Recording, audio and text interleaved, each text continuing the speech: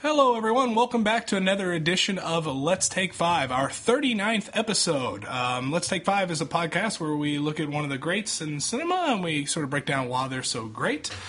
This five, we picked five movies. This five that we're doing is sort of brain trust, so it's kind of a change-up because it's not one individual, it's Pixar. That's what we're doing. We're on the fourth movie of our five. The previous ones that we've covered for Pixar are Toy Story, The Incredibles, Wall-E, Up, and we will be covering Inside Out after that. My name's Eric Martindale. I'm Austin Luger. And so today, Up. Right as we started to record this, Austin said, okay, let's record a movie about death. And that is essentially what this movie is about. It's about a kid who grew up fantasizing, like a lot of kids do, about the adventures they're going to go on, the places they're going to do, idolizing, exploring, and adventuring. And he meets a young girl named Ellie. And him and that young girl form a bond, eventually grow up together and get married. But at the very long end of their life, and sort of calling back to like Wild Strawberries and Ingmar Bergman, we're looking back at our life and we're wondering, did we actually do the things we want to do? His wife gets sick and dies, so that leaves him all alone. Mr. Fredrickson all alone, and now he's felt like the whole world's passed him by and he didn't do any of the things that he was originally going to do. So anyway, the city's going to knock down his home. That's sort of the plot that we just need to have. So he decides to attach all the balloons, a bunch of balloons, to his house because he's a balloon salesman and that's what he did for a living. And he sets sail with his house in the sky being carried by balloons and a local Boy Scout named Russell. That about sums up all the expository stuff? Yeah. Okay. So, what do we think about Up, Austin? I liked it the most this time. I've always liked Up, because it's the first 10 minutes is adored for a good reason. Mm-hmm. And throughout the whole movie, it really kind of chokes you up a lot because everything that Carl is doing is for the sake of the memory of his wife. He wants to land the house at the spot where they, as kids joked about living, right on Paradise Falls. Mm-hmm. He has all these mementos, the mailbox, the little bird, all these things that are about her. Everything he's doing is about her. He even keeps saying, as he holds onto his Ellie, as he looks up to the sky and to heaven multiple times, it's about her. And so, the house. Yeah, it's so sad. And the house is all about them as well. And so that it's always touched me. It's very sad, emotional, and really interesting story about that. But I always did question, even though I enjoy it, how the adventure, the talking dogs, the giant colored bird ties into it. And for this time, it really did work more for me because the presence of Russell, this young Japanese Boy Scout, and this talking dog named Doug, and this almost endangered or hard to find colorful bird. These are all living, active symbols. These are the things that he and Ellie grew up having affection for, and really kind of meaning a lot to him. And the guy they find, the explorer who then goes to South America to find the bird, basically out of revenge to his colleagues. By the way, played by Christopher Plummer. Yeah, love that guy. Yeah. It's Ed Asner and Christopher Plummer. It's awesome. Yeah. He to me this time became he was the Bob Marley of, this is what's going to happen to you, Carl. Because that guy, he has all these things, and he used to be driven by the love of adventure, and now there is no love towards any of these things anymore. Yeah. And Carl's going down that path where all the things we saw, he was never mean until Ellie died. Now he's very grumpy and very sad. Mm-hmm. But I mean, he found this bird that he's been thinking about for years and doesn't care about it. Because all he cares about are things that don't actually matter and that wouldn't honor Ellie's memory. And also, Ellie is gone. Which is something that which the movie has sort of a commentary on as far as whether or not, obviously what he's doing is not healthy. Him not being able to accept her death. There's also commentary as far as, when we see older people, and sometimes there's grumpy older people, and you know, we're not considering sort of where they are in their lives and where they've sort of been through and what they've seen. Yeah. And in this specific case, he's grumpy and angry because he's let his whole life pass him by and not doing the things that he wanted to do. And also, the person that he wanted to do them with is not there anymore. So no matter what, even if he lands that house exactly where it is on Paradise Falls, Ellie's not going to be there. That's not going to bring Ellie back. So it's almost like this sort of fantasy that he's sort of bitten into here. Yeah. And sort of like, I mean, almost as if he thinks he'll find peace and he can find Ellie again at Paradise Falls, which is never going to happen. Right. And this is a reason why this movie chokes a lot of people up, I think, and because it is. I mean, obviously the nature of it's sad, but unlike other Pixar films and how sad this actually is that all of this is relatable to the adults in the theater that are watching it. I mean, when Simba dies in Lion King, that's sad for me as a kid because I imagine, like, my dad dying, right? This is also for the older people and for the kids too. I mean, kids are, I think, a lot smarter than we give them credit for, but I think they're looking at that and there's a sort of projection from that movie into what they feel about their own lives, the people they've gone, the places they'll never go, the distance they've gone, the distance they've yet to go. So I don't know. I think it's really sad because we find it so relatable, and the way we as human beings, as being mortal, try to hang on to things that aren't going to last forever. Yeah, you know, and I don't know. It was long-winded, but it's a really sad movie. It is, and I think that's why they felt the need to have the silliest side characters imaginable. Doug the dog is someone who's grown up with dogs. I knew that character. Yeah. I knew that character real well. Yeah. The dog is so amazingly silly, and the dogs fly fighter jets. Yeah. With squishy toys. It's a Star Wars reference. Yeah. Because it's like Red Leader and like Gray Leader or whatever. I also kept thinking about the Red Baron with Snoopy as well. Well, that too. Because it's a time period. It's both. It directly recalls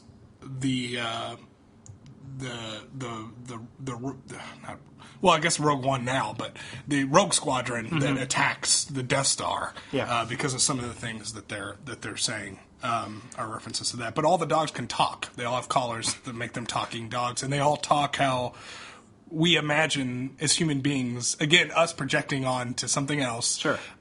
If dogs could talk, we imagine everyone universally agrees they would talk like that. Yes. And they would have that same cadence. So. And it's so fun because you have Russell, this Boy Scout. Sorry, it's not called Boy Scout. It's definitely not licensed by the Boy Scouts. It's Wild Adventure, whatever it is. Because he's accidentally on the adventure because he needs to get his last merit badge or whatever it is. Helping the elderly. And so he's accidentally in South America now. But he kind of has that childlike wonder that Carl used to have not that long ago. That Carl almost felt like he was allowed to project when he was with Ellie, where like young Carl would definitely want to get the birds back to the family and be amazed by the talking dogs and be amazed by all these things. And that's the thing. The light because he's living in the past now, instead of looking forward to the future, he's missing what's all around him. Exactly. Again, he wants to put that house on Paradise Falls, but the whole point of this was to go on an adventure that he's letting pass him by. And I really like the idea that he wants to accomplish this goal, putting the house there, and he keeps getting mad at those who interrupt him. They had this goal when they're much younger, and when his tire blows out in the montage, or he breaks his leg, or these kind of things, like they smash their jar, which is unnecessary. You could pour it out, but it's fine. They smash their jar of coins, and then they pay for the thing that's in front of them, when they pay for the house. And they never look angry. They're smiling. It's life. It's life. They go, this happens. It's okay. Yeah. So when things interrupt him, then he's able to put it by. But now he has no obvious joy in his mindset. He is always up against the guys in suits trying to tear down his house. He's mad at those who are nicking his mailbox. It's always opposition. It's the same stuff we imagine stereotypically older people getting upset about. Like that's going to ruin their day. Yeah. Like that's what it is. And the movie puts us. I always sort of rolled my eyes at that, but the movie makes you pity it a lot more because we have the context needed in order to do that. And it's great that it's a balloon salesman because there is no practical purpose for a balloon. It's just to give joy. It's just a happy thing of science, right? And color. It is a happy thing. Yeah, it is amazing seeing it in its full glory when the house finally takes off. What an amazing sequence! It's just an amazing image, and we talked about it last week in Wall-E. Some of the sequences where it's like, God, it's just beautiful to look at. The house taking off and flying through the air is. With all the balloons, is immaculate. I loved all those shots of the people observing it. Like you can tell they're witnessing something extraordinary. Right. And I love the first time you see it. It's the girl in her room, and all the colors basically light up the room of the balloons. It almost looks like she's living in a disco ball kind of thing. It's gorgeous. Yeah, those are the sequences I think I can really get behind, as opposed to action sequences in Pixar films. It's the quiet, beautiful things. Yeah. It's so simple. I mean, the image of a house being flooded by balloons is wonderful. Yeah, it is. But then you go here, and this is like a heaven, like a fantasy land too. I mean, you got the beautiful waterfall he wants to put the house at. You got your talking dogs. You got your beautiful wildlife, the awesome bird named Kevin, which is a girl. That's a kind of fun reveal. I like Kevin a lot because Kevin behaves in a lot of ways more like a dog than Doug. Well, at the very least, he like Kevin eating the chocolate and being part of the group just because Kevin loves the chocolate and following around, or her eating the balloons on the top of the house. That's she loves eating the balloons, and that's really funny because it pops in her neck. It pops in her neck. She loves doing it, and once they sort of realize the plot by the villain in the film is to find and kill Kevin, they're worried about that. They look outside, and of course Kevin's on top of the house right next to him eating balloons off the top because she likes eating balloons. But it's just this fantastic. It's really weird how so much of the early part of the film, and this is kind of the larger point I was getting at, is so grounded in a way that Pixar films usually aren't. I mean, they're usually just complete. I mean, they are. They're complete, utter fantasy. Yeah. And in this instance, you have a very, very grounded, realistic beginning to the film, which is, I assume, some parents thought that was a little too much in the theaters when they took their kids to it. I assume. I mean, she looks like she dies of cancer in the early part of the film or something. Well, she has a miscarriage. And she has a miscarriage, right? Yeah. Right, and you have that too. And, that plays into more his bitterness. But then all of a sudden it just gets a huge fantasy, like the flying house with the balloons, Paradise Falls, which is essentially a painting of what we would imagine heaven looking like. Yeah. It contrasts in an effective, and I think in an effective way. Whereas I was worried rewatching the film if that would jar me a little too much. Was it smooth this time? It was fine. It was fine, and that's what I was saying. I like Ninja. This isn't going off on a tangent. I like Ninja Turtles. Okay, Ninja Turtles 1 and 2. They're fun. They're fine. Whatever. Ninja Turtles 3 doesn't work because they go back in time. Now you might say that's ridiculous because. Oh, they're Ninja Turtles anyway. Yeah, but the rules here are established. They can be weird. Yeah. But they don't live in a New York City where you can go back in time and all of a sudden you can do that, and that's dumb. That is what I'm worried about happening here, but it never really does that. I had that same thing when I was talking to my boss when Lost was going on, and I was talking about theories, and he goes like, "What if it's aliens?" I go, "No. Aliens do not exist on Lost." He goes, "Oh, that doesn't exist." But yeah, I mean, because it's just not. I mean, if you put, and that's what I've always struggled with The Shining. Because I've always said you have two supernatural elements going on here. You have the shining power, and you have a haunted house. You have two different things going on right here, and that gets a little cluttered. But I feel like with the exposition at the very beginning of the film, where it talks about how there's this mythical place called Paradise Falls, and it has all these crazy beasts in them. And then literally the people, and the reason which drives this villain is they actually doubt the existence of this place too. Yeah. And I think that's why I can get behind it. This place shouldn't exist. Right. And the movie acknowledges it shouldn't exist, but it does. And that's the actual motivating factor behind so much of what we see. Mm-hmm. And it's such a sombering concept of you get to go to paradise and you aren't happy there. Yeah. What a horrifying thing. That's what's going on with the Christopher Plummer's character of Charles Muntz. And that's what would happen to Carl if what's his name, Russell wasn't there and kind of inspired this kind of...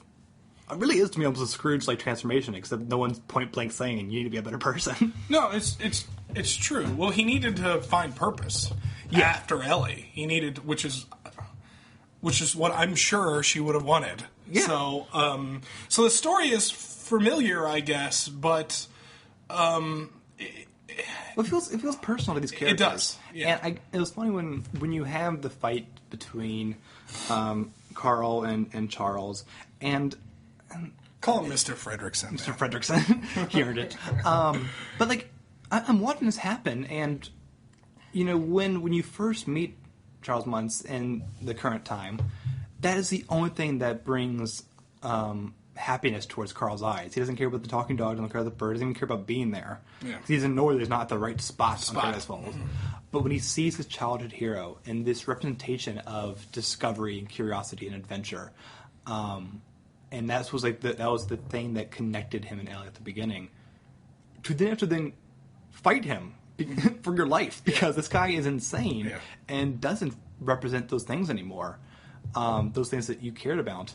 It felt really upsetting to watch this guy kick and fight this guy who's your childhood hero. Yeah, you've idolized for decades. And that's good writing. It is. That just sets that when things can come full circle in that sort of way and still subvert your expectations. Mm-hmm. That's great. And what I think too is another thing that's cool is when Mr. Fredrickson becomes vulnerable and he starts to care about these things, mm-hmm. he initially resists it, mm-hmm. which I think's important as well. He's like, I didn't ask for any of this. I didn't want to care about this. Yeah. But that's sort of the renewal. That's the rebirth now. That's the life after Ellie sort of pushing through there in a way that I think works really well. The house gets where it's supposed to be. He never saw it. I know. And I think that's so beautifully touching it's so and perfect. Good. Because it can be perfect, and he still can mm-hmm. let it go. Yeah. And that's when you know he's moved on. Yeah. And is that kind of transparent? I don't know why I'm going to keep ragging on Christmas Carol, but I thought about a lot of this movie. But Christmas Carol, it's a good story, but I always have difficult believing that this guy who was a grump an hour ago is now asking for the biggest goose in the land.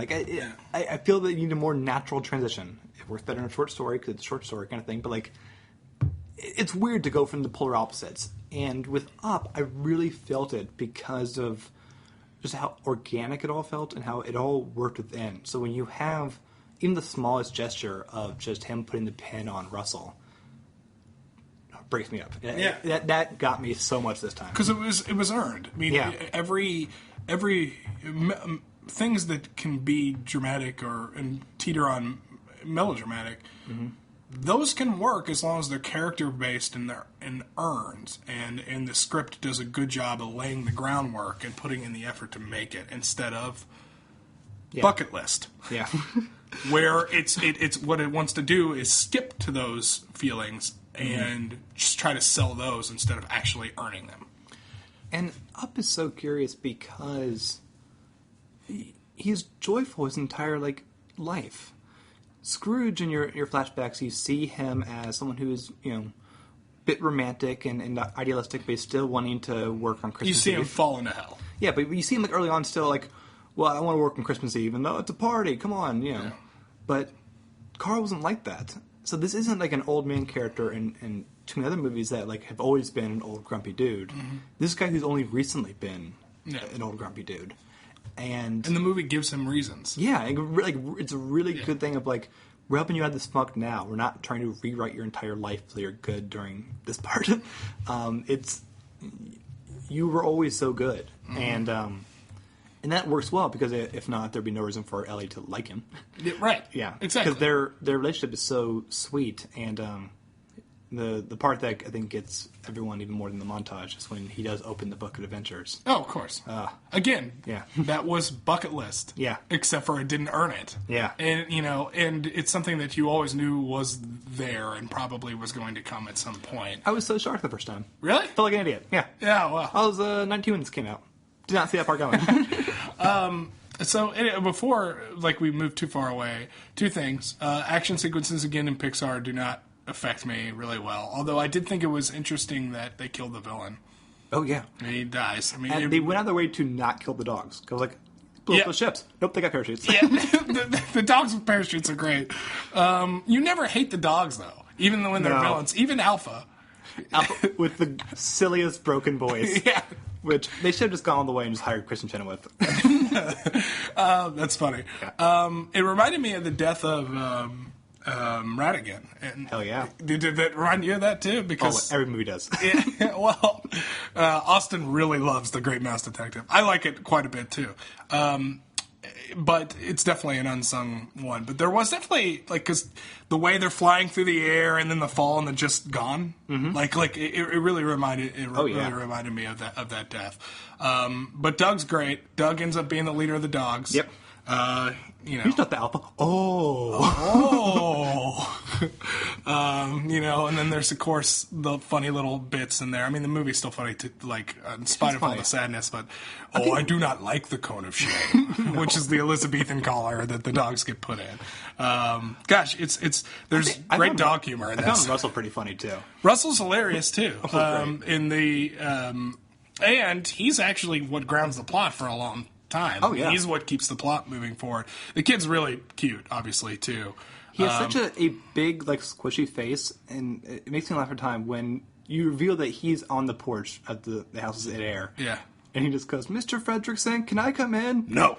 And he has a look of panic. I'm like, oh, God. He's so terrifying. But they definitely play the child aspect really well. The kid is clearly in grade school because he keeps giving you grade school facts that Mr. Fredrickson's alone forgotten that works. For instance, the cumulonimbus cloud. I know what a cumulonimbus cloud is because I'm a nerd, but that's not something most adults have and know what a cumulonimbus is. I recognize the phrase as a cloud, but I cannot recall the phrase. It's the cloud that causes tornadoes and whatever. It's the big, tall, evil cloud. Mm-hmm. And the kid is saying, it's a cumulonimbus cloud, which is not something Mr. Fredrickson's going to know. But he's providing us with the are you smarter than a fifth grader knowledge, which I think it works effectively because it keeps grounding the characters, keeps making them realistic. The kid knows kid stuff, has kid problems. Doug has dog problems. Seriously, Doug has dog problems. True, yes. Cone of shame, and Mr. Fredrickson has his problems. There's just squirrels everywhere. There's squirrels everywhere. The squirrel problem. That's probably the only joke that doesn't work for me. Oh, really? Yeah, just because they do it 7 times, I guess. I don't know. I like Point. Yeah, Point works. Point works. Russell, to me, I really liked because he wants to be this Boy Scout leader. He wants to be this kind of independent thing, especially because he is neglected in his own family. He's very he doesn't have this dad figure, and it's very sad. So he wants to be this independent thing. I love it when early on in the ride before they get to South America, he says, he goes, "You want money for a cab?" "No, I got a bus pass." And he pauses. It's going to be 1 billion transfers. It's going to be so many transfers back. He's not complaining, no, turn around. He's like, okay, I'm going to do it. I know how to use the bus. Yeah. In the instrument of the flying and piloting the ship, I think all works really well. The idea of you pilot it with the record player. Mm-hmm. You keep cutting balloons from the fireplace to lower it works really well. It is brilliant crafting. This is my favorite Pixar film. Is your favorite one? Yeah, this is. I think it's the best one. There's one we didn't mention on here that I do like quite a bit, which is Ratatouille, which is kind of and we'll talk about it more on the wrap up, but kind of there's kind of a weird transitional phase where, and I don't know if it's transitional, but it almost seems like Pixar with WALL-E and Up wanted to tell these more mature stories that Ratatouille and Toy Story necessarily aren't hitting on. They're striking different chords. I think it's hard to find a better run of films than Ratatouille to Toy Story 3. Yeah, that's true. That, 4 or 5 films is pretty damn incredible. It was Cars right before Ratatouille? Yep. So that's why it wasn't the full run? And it was Cars, too. Yeah, that's okay. But this script is very mature script. I mean, it's risky too, but it's a mature script. Even though The Dark Knight rule became in place, and the next year they nominated more movies to accommodate.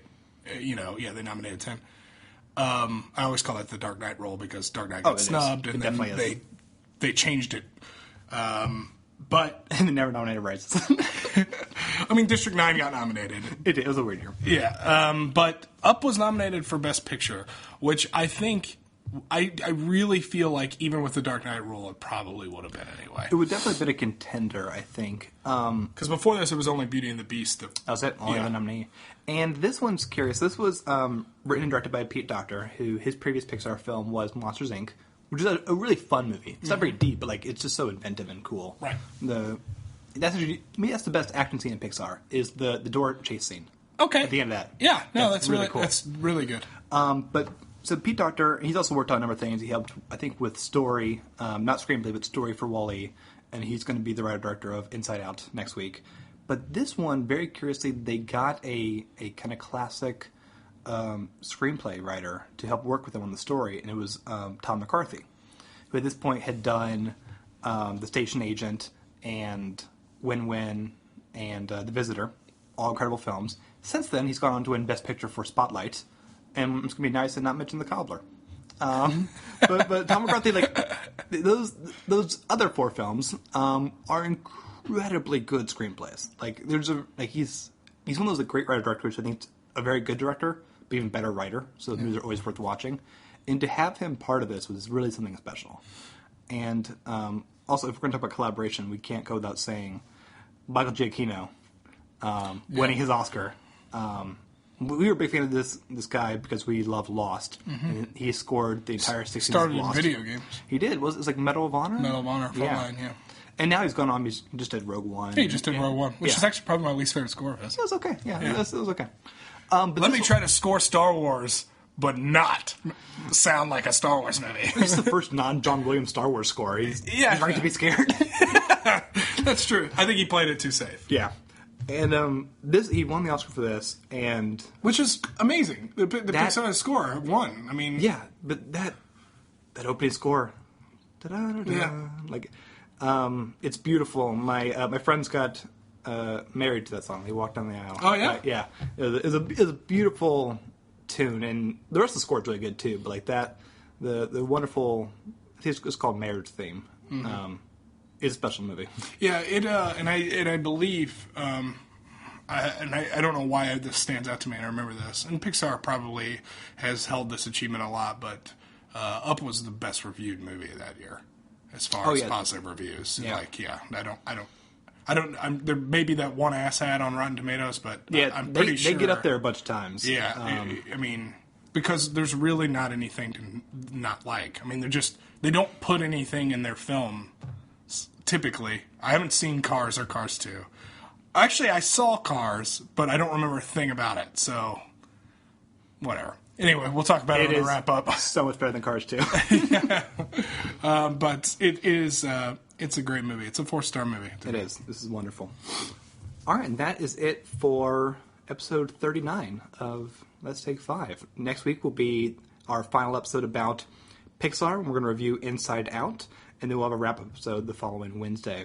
But until then, you can find us on a number of places. You can find us on Twitter at The Immortals Pod, which has all the podcasts at The Art Immortal, including Ad Absurdum, which had a new episode this month, and The Immortals, which just yesterday had its 60th episode.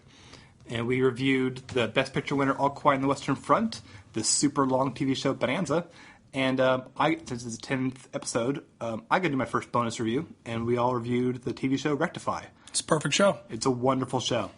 Eric wrote about that 2 years ago in one of the TV articles you can find on the website as well. Yeah, and maintain it's the best drama that you never heard of, Rectify. I mean, it's right up there with Breaking Bad, The Wire. It's up there with all those. Sarah wrote about it for the last TV episode article, and you both were super aggressive in your intros of people being mad at people who have not seen the show yet.